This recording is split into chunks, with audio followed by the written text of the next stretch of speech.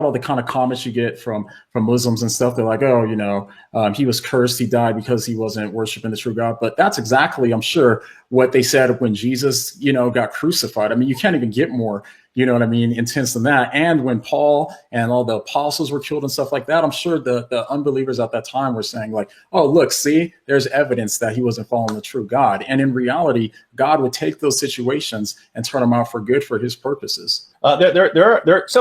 That was in the background of my thinking when Nabeel shared his diagnosis, and of course later when he died. But there are all kinds of things you could say in terms of why God might do something.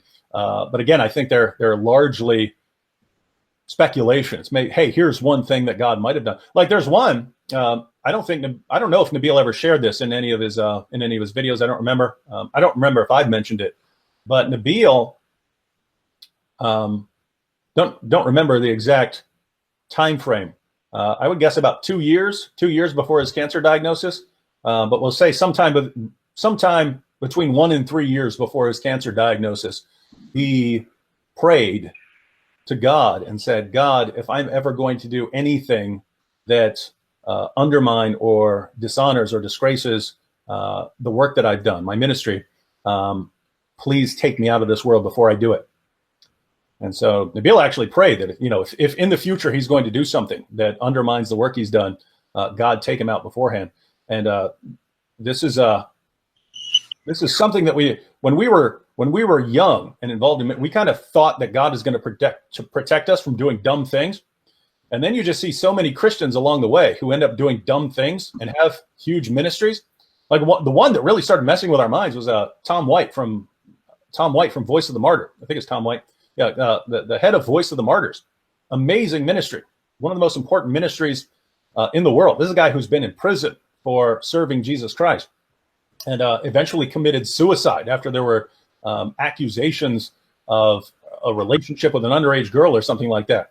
And I mean, think if anyone's going to if God's going to protect anyone from doing something stupid, God could protect that guy or something like that. So we started thinking, like with me, I don't have to worry about, a little girl or something like that. But under the right circumstances, I will just talk trash to anyone. It doesn't matter. I could be walking past a gang of bikers or something like that and mouth off to them just because I'm annoyed at the time or something like that. So, and this is actually happened. There were guys offering me drugs one time. There were like 6 of them. And one of them said to a girl, hey, ask him if he wants any ecstasy. And I said, no, ask him if he wants his teeth. Right? Now, all I have to do is keep my mouth shut and walk away, right? I don't need to interact or mouth off to some drug dealers or mouth off to them and tell them, hey, if you want to keep your teeth, then shut up. So that could have gone very horribly. Those guys could have jumped right in my face. And at that point, I can either fight back and then it's on the, then everyone hears, oh, David beat up five drug dealers.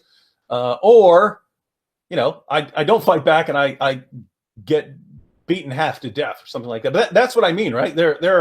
I could do all kinds of stupid things like that you could point to and say, this is your example as a Christian, this guy who does this idiotic nonsense. So that started bothering me and Nabeel after the Tom White situation, where we're actually thinking we're capable of doing all kinds of things. We're capable of being horribly arrogant or becoming ridiculously proud, or all kinds of things that we can do in this world that would be stupid.